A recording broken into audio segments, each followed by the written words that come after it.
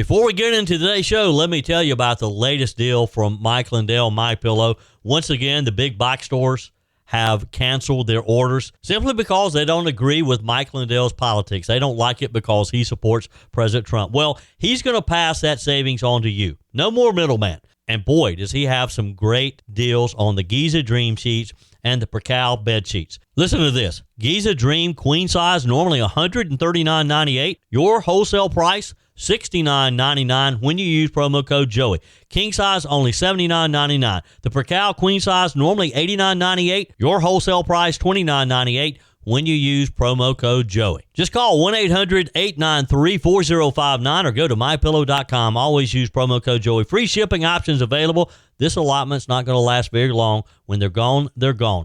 mypillow.com. Promo code Joey. Thanks for joining me in the PhD Weight Loss and Nutrition Studios. To lose weight for the last time, visit myphdweightloss.com. Welcome in. Appreciate you spending a few minutes of your day with me. Here's what we're going to be covering today. The State Department has revoked a record-breaking 85,000 visas as the Trump administration ramps up scrutiny on visitors to the United States. Some of the reasons for the revoked visas include DUIs, assaults, and theft, which together account for almost half of the ones being revoked this year. We're going to dive into that. A Vermont school district has stirred social media controversy after raising a Somali flag last week amid a national reckoning over fraud in the Somali community in Minnesota and leading to condemnation from the state's GOP chairman. We have that story for you. New York Attorney General Letitia James has been sued for allegedly threatening to remove school board members for discussing or even allowing students to discuss trans students in girls' sports and locker rooms at school board meetings. And finally, in a surprise announcement, Clemson University President Jim Clements, leader of the school for the past 12 years, said he will retire December 31st. There's no mention of whether the controversy over a proposed Oconee County development that has gone sour had anything to do with his sudden departure. I told you we'd be back. And ye shall know the truth, and the truth shall make you free. It's Joey Hudson. I wanted to name it the Joey Hudson bill, but you know they don't allow you to put names on bills. But I wanted to call it the Joey Hudson bill because I know that one's been near and dear to you for a number of years. That's how it's done. Let your voice be heard. And the truth shall set you free. Here's Joey Hudson. Let's talk about a story that's not getting nearly enough attention, but absolutely should. The State Department just confirmed that the Trump administration has now revoked a record-breaking 85,000 visas over safety concerns. That's a massive number, folks, and it tells you just how loose the system had gotten before someone finally started checking under the hood, if you will. Of those visas, according to records, more than 8,000 belong to foreign students, more than double the number revoked last year. And folks, this isn't about paperwork mistakes or administrative mix-ups. According to the State Department, a big chunk of these revocations involve DUIs, assault, theft, actual crimes committed while they were actually here in the United States. If you come here, you break our laws, you got to go home. Now, let me repeat that. We had tens of thousands of people here on visas who were arrested for things like assault and drunk driving, and somehow they were still here. Well, not anymore. State Department official told media yesterday, these are people who pose a direct threat to our community's safety, and we do not want to have them in our country. Amen to that. And this is part of a much bigger tightening under the Trump administration, especially after the horrific Thanksgiving Eve shooting in Washington, D.C. involving an Afghan national who was brought into the U.S. under Biden-era refugee policies. Since then, vetting has gone from a talking point to a top priority. Just in the last few weeks, the Trump administration has ordered consular offices to apply heightened scrutiny to H-1B applicants, rejected applicants connected to censorship of protected speech. Think of foreign nationals trying to silence Americans online. That's what that amounts to. Paused immigration from 19 countries already facing partial travel restrictions. They have announced new visa penalties targeted at extremists involved in anti-Christian violence in Nigeria, and revoked visas from Mexican air travel executives accused of helping smuggle migrants, including children, through Central America. Those are off the table now. This isn't tinkering around the edges. This is a full-scale overhaul of the visa system. And frankly, I think you and I agree it's long overdue. Now remember, under the old rules, getting a visa was too often treated like a rubber stamp. And once someone got in, there was very little follow-up unless something went terribly wrong. Now, the Trump administration is saying this, and they're being very clear. We're not just checking you coming in the door. We're checking what you're doing while you're here. And that makes perfect sense. If a guest comes into your home and starts breaking your furniture, you don't hand them a glass of sweet tea. You show them the door, right? If they come in and they're disrupting your Christmas party, you're going to ask them to leave. Foreign students, same thing. The message is simple. You're welcome here until you're not respecting our laws, until you are causing trouble. Once that starts, you better call mommy and daddy and tell them to send you an air ticket because you're going home. And here's something else to keep an eye on.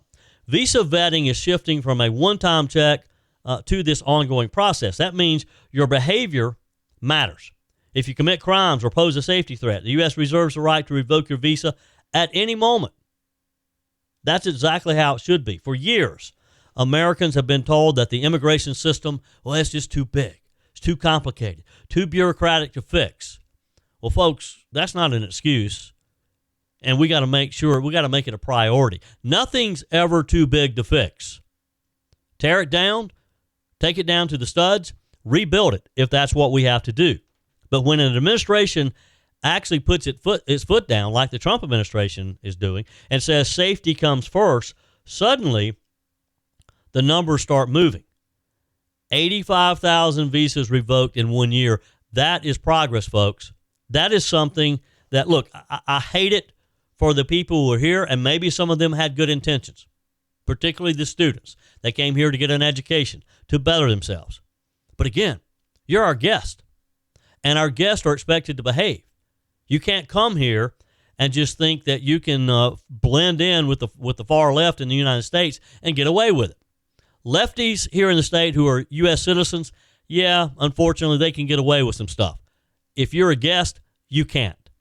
You can't just run havoc and create problems and break our laws and get away with it.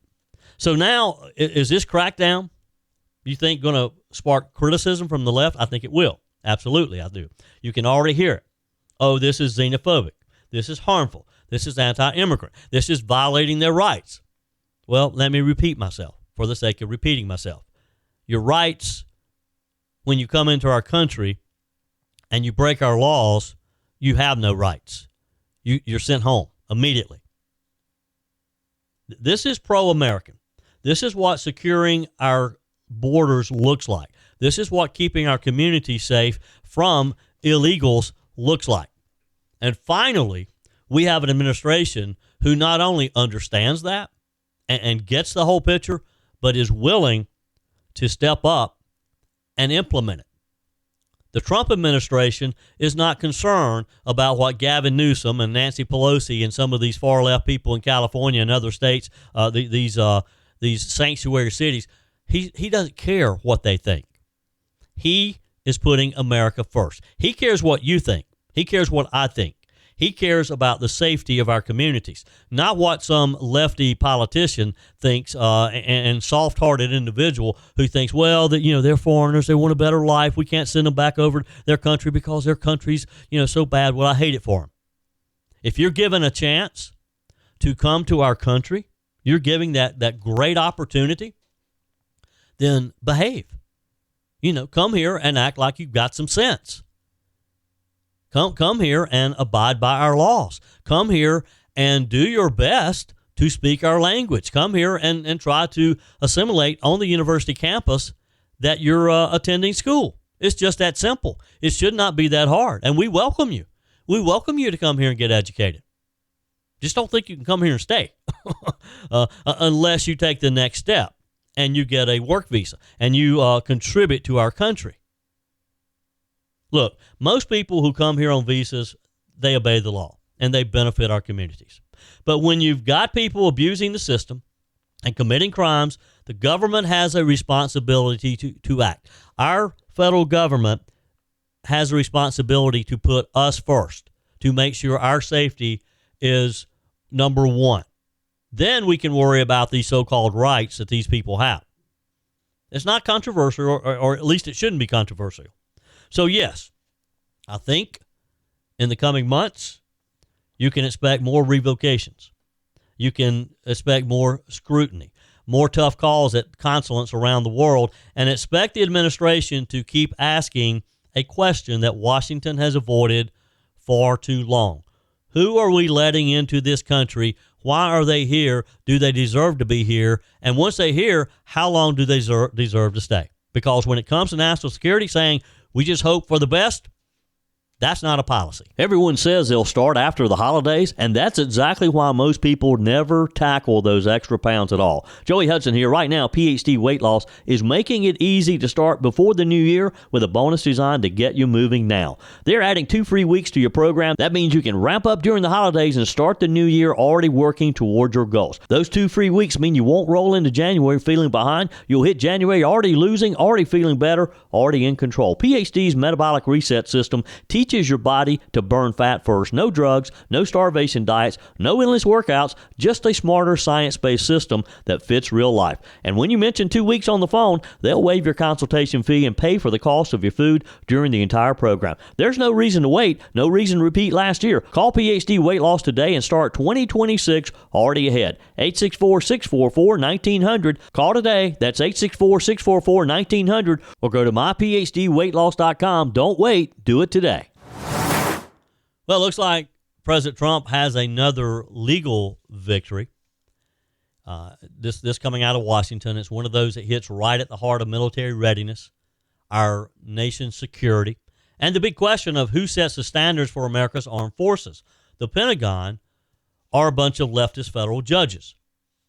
So here's what happened. A divided 3-judge federal appeals panel has now given the Trump administration the green light to resume discharging transgender service members, at least while the case moves forward. And let me tell you, this one is going to spark headlines coast to coast. You're going to hear more about this. So here's what happened. Again, 2 judges, Gregory Katsas, Naomi Rayo, both Trump appointees, issued a ruling that basically says this: the military gets to make military decisions, period. And unless there's something wildly unconstitutional going on, courts are supposed to give the Pentagon a whole lot of deference when it comes to troop standards, medical qualifications, and readiness requirements. Basically, they're admitting that a bunch of judges don't know what the War Department does know, and that's how to get ready soldiers on in the uniforms and ready to fight for our country if needed. This all stems from War Secretary Pete Hegseth's policy, created earlier this year after one of President Trump's executive orders.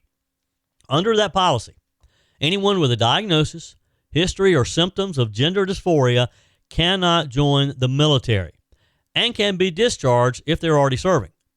A few waivers do exist, but if someone has medically transitioned or attempted to transition, they are not eligible. Now, Judge Anna Reyes, a Biden appointee, tried to block the policy last month. She said the administration was acting out of hostility, that the data wasn't strong enough, and that the Pentagon was targeting transgender troops unfairly. But the appeals court said that she overstepped big time. Thank you.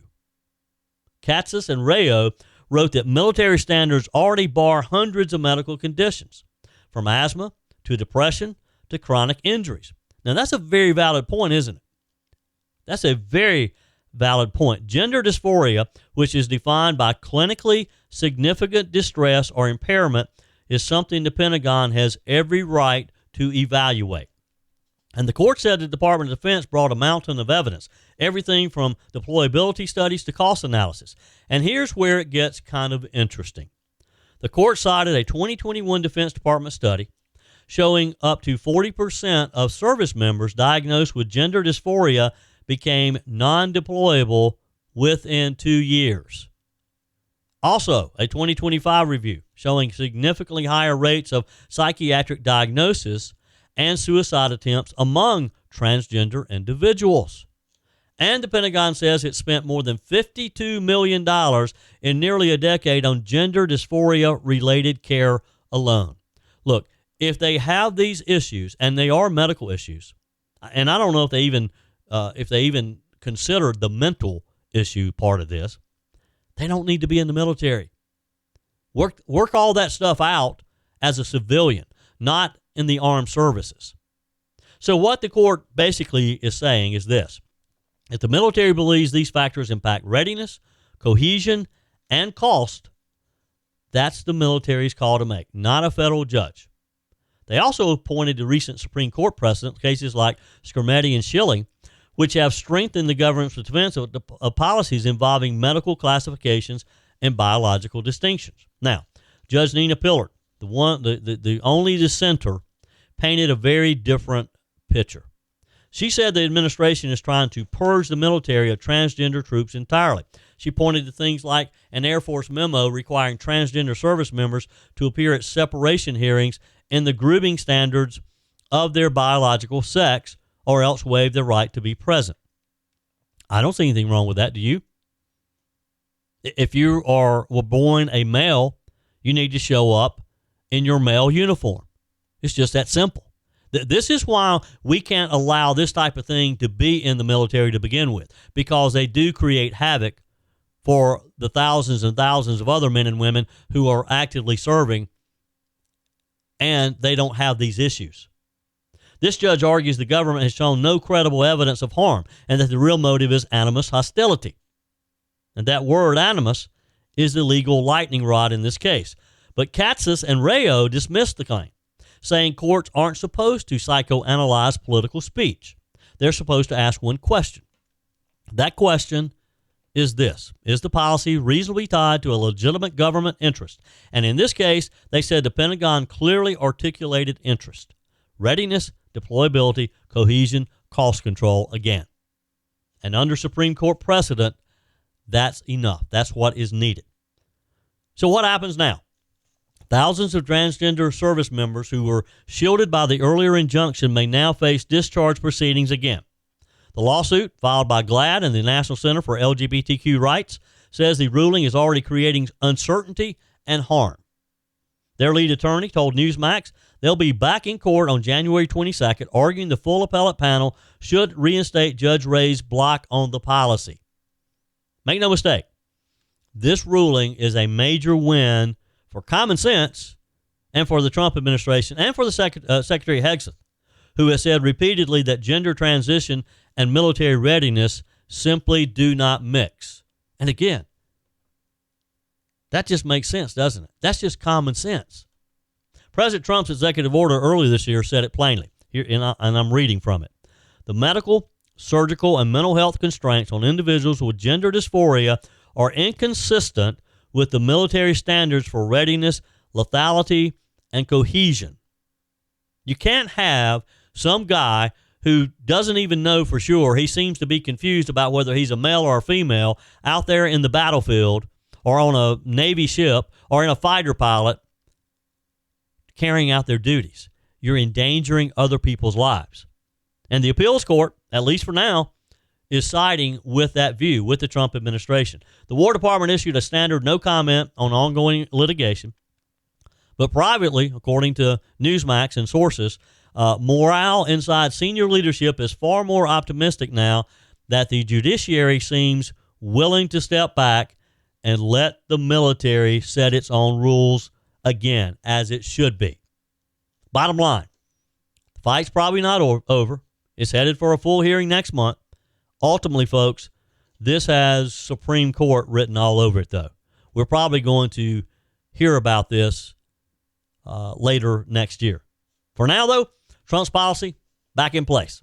And the Pentagon has the authority, once again, as they should, to determine who meets the standards to defend our country, to keep us safe. We'll keep following this one because it will rear its ugly head come January. Folks, if you've lived in the upstate of South Carolina for any amount of time, you know that Clemson University is more than just a school. It's an institution, an economic engine for the area, for the region, and a point of pride for the entire state of South Carolina. So when Clemson's president suddenly announces that he's retiring effective December 31st, well, that kind of shakes things up a bit. Jim Clements, he's led Clemson for 12 years now. He sent out a letter yesterday saying that he's stepping down to, quote, focus on his health and his family. And listen, anytime a leader cites health and family, we want to be gracious. We wish him well. But let's also be honest with each other here. The timing could not be more curious for a lot of people. Mr. Clements' contract was just extended last year through 2029. His compensation package totaled around $1.5 million annually. Presidents do not walk away from that kind of arrangement unless something is pushing them, sort of pulling them away, or maybe both. And when you look at Clemson's last 12 months, the pressure points kind of start to reveal themselves. It's been a rough year for a university that's used to smooth sailing. So let's start with some of the basics. Clemson took a $58 million hit in federal research funding. Now, that was a gut punch for a major R1 university. That forced leadership to impose a spending freeze this year just to maintain the school's bonding rating. Now, that alone would stress any president out. You got faculty demanding money, you got departments needing resources, donors wondering, well, why is the university suddenly tightening its belt? Add to that the national controversy over the firing of 2 assistant professors. You remember this? We talked about it many times. They posted online about Charlie Kirk's assassination. Mr. Clements was under enormous political and donor pressure to act, and he did. To his credit, he took action. But the backlash from faculty and activists, First Amendment attorneys, national media, turned Clemson into a flashpoint. One professor even sued. Universities don't like lawsuits. Trustees like them even less. Then, of course, there's Clemson football. Normally the school's pride and joy. A 7-5 season after starting ranked number 4 doesn't help the general mood around the campus or among donors. So which one of these reasons, or is a culmination of these reasons, that Clement resigned? Maybe none of them, because there's one more crack in the foundation of confidence. But folks, all of that pales in comparison, all those issues that we just covered, to the Nuri Project scandal. And this, maybe, is where speculation becomes more speculation. This may very well be the elephant in the room. So what is the Nuri Project? Let's walk through that as we know it, and what raises these serious questions. The Nuri Project is an absolutely massive development. 5,200 residential units on 600 acres of land in Oconee County. It's just a few miles from Clemson University. Early drafts of the plan included everything from commercial development to, get this, a Clemson satellite campus. A campus the university said it knew nothing about, or at least publicly when asked. That alone made people uneasy. But then it got messier. It was revealed that President Jim Clements and Clemson trustee Nikki Haley both sat on the board of United Housing Group, the very firm with ties to the development group behind the project. Now, pause right there. When the president of Clemson University and one of the most politically powerful figures in the state are sitting on a board connected to a developer pushing a project that could dramatically reshape an entire region, folks, that raises some eyebrows. And it raised them instantly in Oconee County, where political leaders began publicly questioning whether there was a conflict of interest. Mr. Clements, Ms. Haley both denied any involvement. They said the company board work had nothing to do with the Nuri Project. But then they both resigned suddenly from the United Housing Group board of directors on October the 20th, voluntarily, quickly, and silently. Well, maybe not so silently, because the officials in Oconee County made sure everyone knew.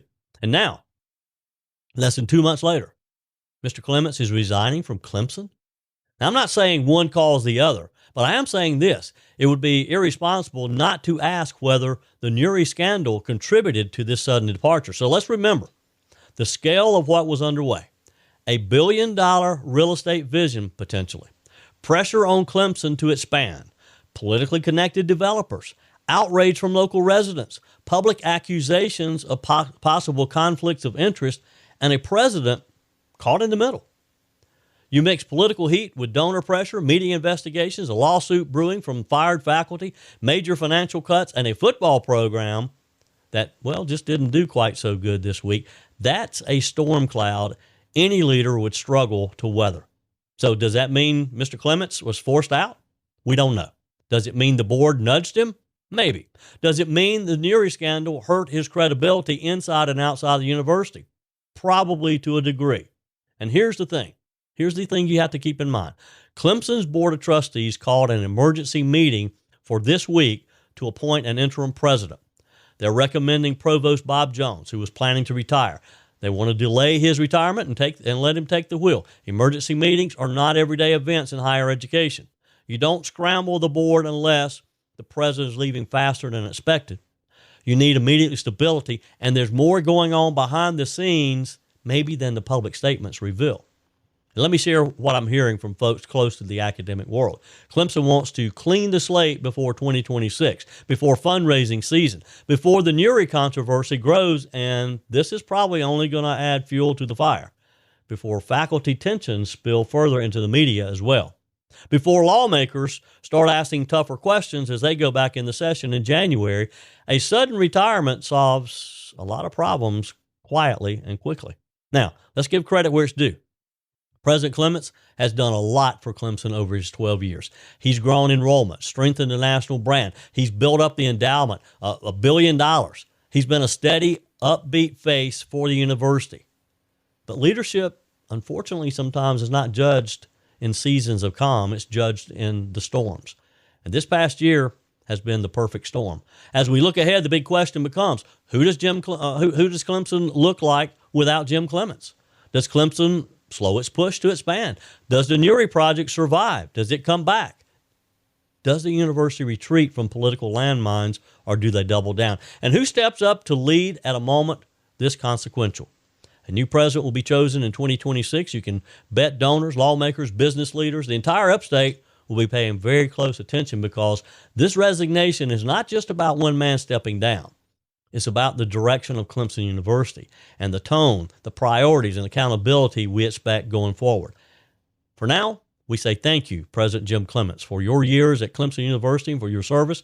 We watch very closely what comes next. Your comments are welcome on the Furman Ford text line, 864-477-JOEY. That's 864-477-5639. Emails always welcome, joey@joeyhudson.com. Speaking of the Furman Ford text line, it's never been more important to support locally run businesses owned by people who actually live here in the upstate. Let me take a minute to talk with you about our friends at Furman Ford. If you're looking for a new vehicle, maybe a great pre-owned vehicle, one you can trust, or maybe you're looking to order that special vehicle.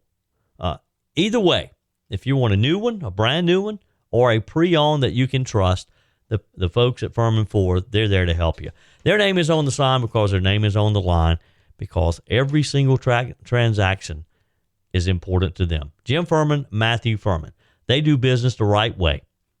When you stop by, when you give them a call, or maybe when you just send them a quick email, you're always going to have access to a member of the Furman Ford family. And by the way, they also offer great service, and you're not going to have to wait weeks and weeks to get it done. And you do not have had to purchase your vehicle at Furman Ford. Doesn't even have to be a Ford. They service all makes and models. Visit my friends at Furman Ford online at furmanford.com, furmanford.com. Sad story breaking out of Kentucky late afternoon yesterday. There was a shooting on the campus of Kentucky State University in Frankfort, Kentucky. Left multiple people injured. Don't have all the details yet. This all went down late afternoon yesterday. Frankfort police responded to what they called an active aggressor situation. That's their term, and rushed to the scene on the southern end of campus. That part of KSU is home to some of the university's agricultural and aquaculture buildings, along with several sports facilities. As of this morning, the exact number of victims and how severe those injuries are hasn't been totally released. The campus remained on lockdown last night. Students were urged to shelter in place while officers swept the area. For context, KSU is a small public university with about 2,000 students. Finals week just kicked off, so a lot of students are on campus, likely in dorms, academic buildings, preparing for their exams. And this incident, of course, is going to shake up everything as they're trying to wrap up this year. We don't have a motive yet. Police haven't released details, just that they acted quickly and were able to take someone into custody shortly after arriving. This is a developing story. We'll bring you updates as more details become available. Before we leave the topic of transgender rights and this nonsense that we find ourselves in and found ourselves in over the last 4 years with Joe Biden's administration, just opening the door for people who have issues. We got another example that kind of falls in line with that, of government overreach that has parents shaking their heads and school boards literally lawyering up against those parents. This time in New York, state of New York, where Attorney General Letitia James is being sued for what critics are calling an outright threat to the First Amendment. What's the allegation? That Ms. James warned school board members they could be removed from office, actually removed, for even allowing discussion about transgender students in girls' sports and girls' locker room. Let me say it again. Not for mistreating anybody, not for violating a student's rights, but simply for letting the public speak at a school board meeting. They don't want dissension. And this is where this whole trans issue just drives me insane. The lawsuit, filed by several school board members and parents, says the Attorney General's office issued a guidance letter that basically told local leaders this: if you let parents or students express concerns about biological males in girls' restrooms or girls' sports, we're coming after you. Now, to me, that sounds like less guidance and a whole lot of intimidation, threats. One of the plaintiffs, Carrie Wachter, she's the board chair in Massapequa. She told Fox News that she was instructed to mute speakers at board meetings if they expressed discomfort or concerns about trans athletes in girls' locker rooms. Think about that. A parent stands at a microphone in a public forum and says, my daughter's uncomfortable changing next to a biological male. And the Attorney General of the state is telling school officials to shut the microphone off, don't let them speak. That's not what this country is about, folks. That's not a democracy. That's not our republic. That's not debate. It's not protecting anybody. It's censorship. Now, what's the AG's justification? The letter claims these discussions demean and stigmatize LGBTQ students and therefore violate New York's Dignity for All Students Act. It warns board members they may be removed if they willfully neglect their duty. Again, this is what I said drives me insane with this whole trans activism. Parents who are concerned for their children's safety are not allowed to speak out, but yet the students, the trans students and their parents are allowed a blank page. They can say whatever they want in order to try to push their agenda on everybody else at the school. In other words, disagree with Albany, which is their state capital in New York, and Albany's coming after you. Albany's going to remove you, even though the people in your district elected you to do just what you're doing. And here's the twist, and it's kind of a big one. This rule doesn't apply equally. It doesn't ban the topic altogether, just as I was saying. Instead, it bans one side of the topic. According to the lawsuit, if someone shows up and says, we need boys and girls sports, and anyone who disagrees is hateful, that's okay. They can speak freely. But if a teenage girl says she's uncomfortable changing next to someone who is biologically male, well, if a parent expresses concern about fairness in sports, nope, mute the microphone, cut them down, cut them off, remove the board, end the discussion. That's not viewpoint neutral. That's government picking winners and losers in a public debate. And let's remember, school board meetings are not private spaces. They're not invite-only events. The Supreme Court has repeatedly held that these are limited public forums. That means boards can set rules, yes, but they must be reasonable and viewpoint neutral.